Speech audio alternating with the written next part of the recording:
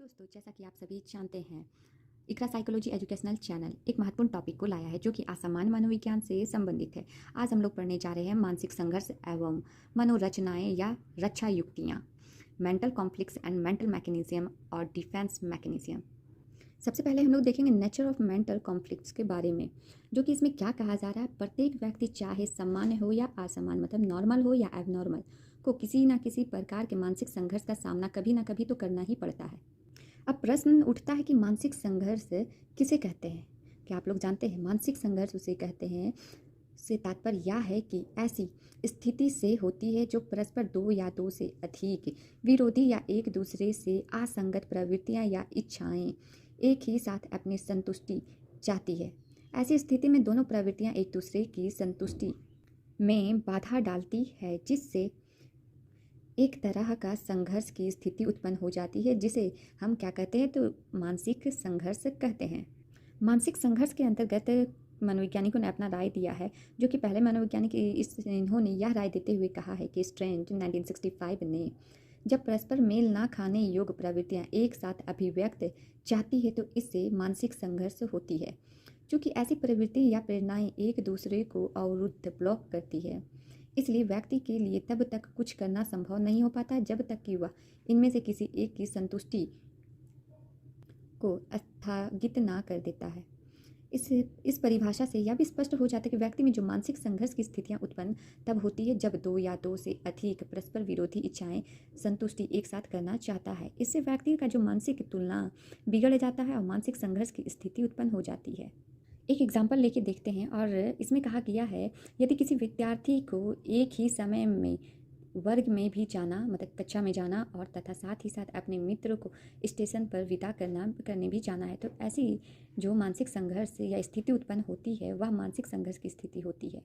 सामान्यतः व्यक्ति ऐसे संघर्षों के पक्ष तथा विपक्ष के विचार करके उनका समाधान आसानी से कर लेता, परंतु कुछ संघर्ष ऐसी होती जिनके बारे में व्यक्ति आसानी से कोई निर्णय नहीं ले पाता है, क्योंकि दोनों विरोधी प्रेरणाओं में किसी एक को छोड़ना भी संभव नहीं है। ऐसी अवस्था में व्यक्ति निरंतर संघर्ष की अवस्था में होता है, जिससे व्यक्ति को सतत मानसिक तनाव का सामना करना पड़ता है। जैसे कि एक एग्जांपल ले लेते हैं, अभी आप ये मानसिक संघर्ष के बारे में पढ़ रहे हैं, आप एबनॉर्मल साइकोलॉजी पढ़ रहे हैं।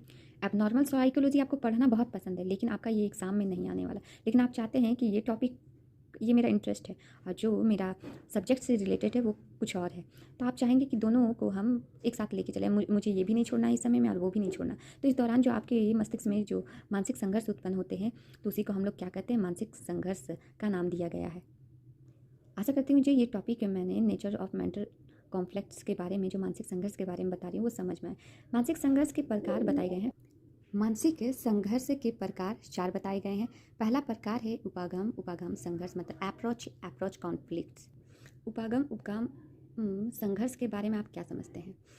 जैसे इसमें कहा गया, जब व्यक्ति के सामने दो धनात्मक लक्षण, मतलब पॉजिटिव गोल्स होते हैं जो सामान्य रूप से महत्वपूर्ण एवं आकर्षक होते हैं, तथा जब व्यक्ति इन दोनों की प्राप्ति एक ही समय में कर लेना चाहता है, तो इससे उत्पन्न मानसिक संघर्ष को उपागम संघर्ष कहा जाता है। एक एग्जाम्पल ले लेते हैं। इसमें एग्जाम्पल यह लेते हैं कि किसी महिला के सामने दो समान रूप से आकर्षक इच्छाएं या धनात्मक लक्ष्य है। इन दोनों इच्छाओं में से एक समय में किसी एक ही इच्छा की पूर्ति हो सकती है या किया जा सकता है। संभवतः तब दूसरी इच्छा का उसे प्रत्याग करना होगा। ऐसी परिस्थिति में उस महिला ने उत्पन्न संघर्ष उपागम संघर्ष का उदाहरण होता है। जैसे कोई कॉलेज की छात्र रात में अपनी दोस्त की बारात में शामिल होना चाहता है और साथ ही साथ उसी समय अपनी माँ के साथ आवश्यक सामान खरीदने के लिए भी बाजार जाना चाहता है। तो ऐसी उत्पन्न संघर्ष को क्या कहते हैं हम लोग, क्योंकि ये धनात्मक रूप के अंतर्गत आ रहा है, इसमें पॉजिटिव गोल्स के बारे में ही बताया जा रहा है, तो ये हम लोग उपागम संघर्ष के श्रेणी में रखा जाएगा। अब आते हैं नेक्स्ट पॉइंट पे। नेक्स्ट पॉइंट क्या है? उपागम परिहार संघर्ष, अप्रोच अवॉइडेंस कॉन्फ्लिक्ट्स के बारे में यह बताया जाता है कि इस तरह की जो संघर्ष में व्यक्ति के सामने लक्ष्य तो एक ही होता है, परंतु उसके प्रति परस्पर विरोधी भाव उसमें उत्पन्न हो जाती है। इस लक्ष्य पर वह पहुंचना भी चाहता है तथा साथ ही साथ उससे दूर भी रहना चाहता है। इस तरह के संघर्ष अन्य संघर्षों की अपेक्षा अधिक घातक होती है। इस तरह के संघर्ष में धनात्मक और ऋणात्मक दोनों तरह का मान को बताया गया है। इसमें दोनों तरह के लक्ष्य को बताया गया है। एक उदाहरण ले लेते हैं। यदि किसी व्यक्ति को एक ऐसी नौकरी मिल रही हो जिससे वह काफ़ी पसंद करता है क्योंकि उसका वेतन मान अधिक है, परंतु वह उसमें जाना नहीं चाहता क्योंकि उसमें दूर दूर की ग्रामीण इलाकों में जाकर लोगों से संपर्क स्थापित करना आवश्यक है। इस तरह के संघर्ष की स्थिति उपागम परिहार संघर्ष की स्थिति होती है। अब आते हैं नेक्स्ट पॉइंट पर। नेक्स्ट पॉइंट क्या है? परिहार संघर्ष। इसमें अवॉइडेंस कॉन्फ्लिक्ट्स के बारे कहा जा रहा है। ये जो तीसरा पॉइंट है वो त्रिनात्मक गोल से संबंधित है, मतलब नेगेटिव गोल्स से सम्मिलित है ये। इस तरह के संघर्ष में व्यक्ति दो नेगेटिव गोल या फिर कहें तो त्रिनात्मक लक्ष्यों के बीच घिर जाता है या घिरा हुआ होता है। वह इन दोनों लक्ष्यों या इच्छाओं से दूर रहना चाहता, फिर भी इन दोनों में से किसी एक की पूर्ति के पक्ष में निर्णय लेना ही पड़ता है। इससे उसमें संघर्ष उत्पन्न होता है। यहाँ व्यक्ति दो त्रिनात्मक लक्ष्य के बीच में होता, चाहे व्यक्ति किसी भी त्रिनात्मक लक्ष्य के पक्ष में क्यों ना हो, उसे कुपरिणाम का सामना करना ही पड़ता है। इस तरह के संघर्ष में यह भी कहा जा सकता है, एक तरफ पानी है तो एक तरफ खाई, दोनों में से एक तरफ का डिसीजन लेना ही पड़ता है। तो ये जो परिहार संघर्ष है वो ऋणात्मक के अंतर्गत आता है।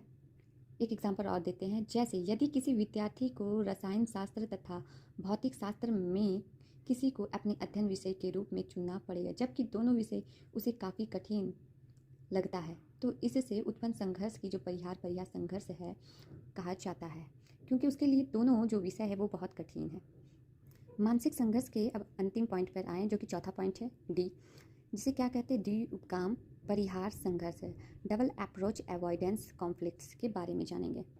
इसमें इस तरह के संघर्ष में कभी कभी दो से अधिक भी धनात्मक एवं दो त्रिनात्मक लक्ष्य व्यक्ति को एक साथ अपने और खींचने लगते हैं। जीवन की अधिकांश परिस्थिति इसी प्रकार की होती है, जिसमें व्यक्ति को कई धनात्मक और ऋणात्मक लक्षणों का सामना एक साथ करना पड़ता है। ऐसी परिस्थिति में उत्पन्न संघर्षों को क्या कहते हैं? तो द्वि उपकाम परिहार संघर्ष या बहु उपकाम परिहार संघर्ष भी कहा जाता है इसे।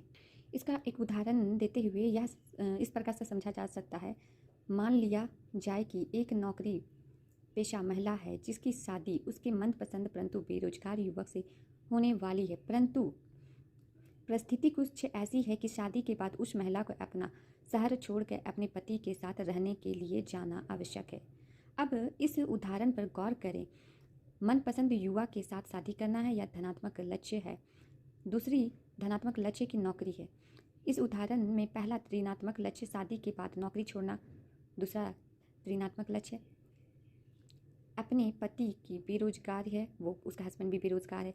इस तरह से दोनों धनात्मक लक्ष्य एवं दोनों ऋणात्मक लक्ष्य महिला को अपनी अपनी दिशा से सोचने के लिए बाध्य कर रहा है, जिससे महिला ने जो संघर्ष उत्पन्न होगी उसे क्या कहेंगे? उसे कहेंगे द्वि उपकाम परिहार संघर्ष कहेंगे।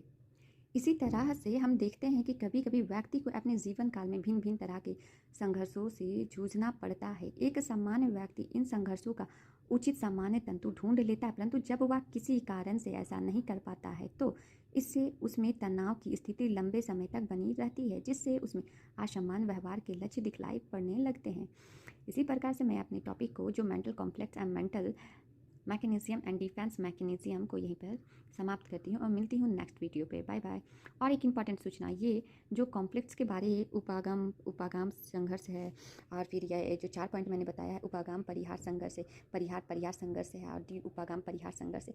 ये जो चारों पॉइंट है ना, इसको ध्यानपूर्वक ज़रूर से पढ़ें, क्योंकि जो नेट का क्वेश्चन अगर आप लोग देना चाहेंगे, नेट का एग्जाम, तो उसमें से 1 या 2 क्वेश्चन इससे सम्मिलित होता है। तो आशा करती हूँ कि ये जो टॉपिक मैंने आपको पढ़ाया वो आपको समझ में आया हो, और अगर एग्ज़ाम देते होंगे नेट का तो उसमें भी आपको बेनिफिट मिले। Bye bye.